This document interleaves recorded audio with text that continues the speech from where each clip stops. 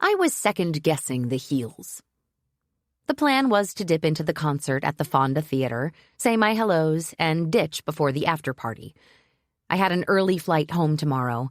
It was a vacation I took every summer back to the Outer Banks. But when Willa Gray offers you a VIP ticket to her Los Angeles show, you don't say no. I hadn't seen her since her new album took off this spring. It had changed her life. A surprise world tour, a platinum record, international fame. And it had changed my life, too, since I had written her most popular song. Now there were rumors of a VMA performance this year, a Grammy nomination, hell, even a coveted invite to the Met Gala. I'd written hit songs before, both because I was good at it and because I'd lucked into a particular subsection of popcorn pop songs at the exact right time, but nothing quite like this. Willa had been dragged off to so many tour stops and late-night talk show appearances, we hadn't gotten a chance to chat much since If You Stayed hit the Billboard Top 10, so I felt like I had to at least drop by, stay for a song or two, and remind her to call her therapist. The normal girl's girl thing. So here I was, sweating in a theater with broken AC, squashed between damp strangers, with my heels rubbing blisters onto my feet. I could have taken off my shoes, I supposed, but I grew up in a music venue, so I knew what was on these floors. People around me sang Willa Gray's songs with their entire chests, swaying back and forth with their hearts in one hand and their cell phones in the other. And I just wanted to go to bed. I used to love concerts. They were my happy place, my home. Being in the thick of the audience, singing at the top of my lungs to my favorite songs, being in love with the idea of existing in this moment. Or, really, being in love at all. I'm not sure what changed. Me or the music? Shakespeare once wrote, "If music be the food of love, play on."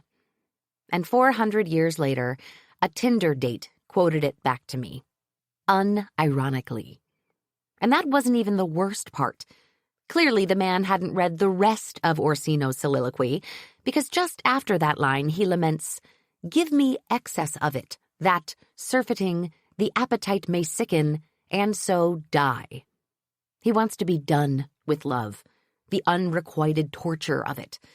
The promise of a happy ending expounded in 3 cruel words. Maybe that was it. There wasn't magic to the music anymore.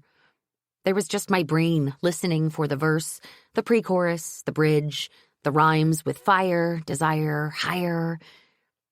Needless to say, that Tinder date was a one-and-done sort of situation. My best friend, Gigi, asked if I at least had sex with him. He was some sort of social media celebrity, but in Los Angeles you could spit and hit one, so it wasn't that big a novelty. And she seemed very disappointed that I'd left the restaurant without him. I'm no connoisseur of love. I learned early on in this industry you couldn't have it all, a great love and a great career. So I chose, and I never looked back. Well, I never looked back often.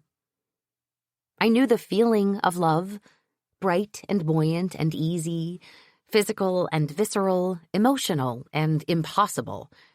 I believed that. It was why I moved out to Los Angeles in the first place, to chase my dreams of being a songwriter. You didn't relocate to one of the most expensive cities in the world to wait tables and rub elbows with greasy music moguls if you weren't a little bit enchanted by the idea of it.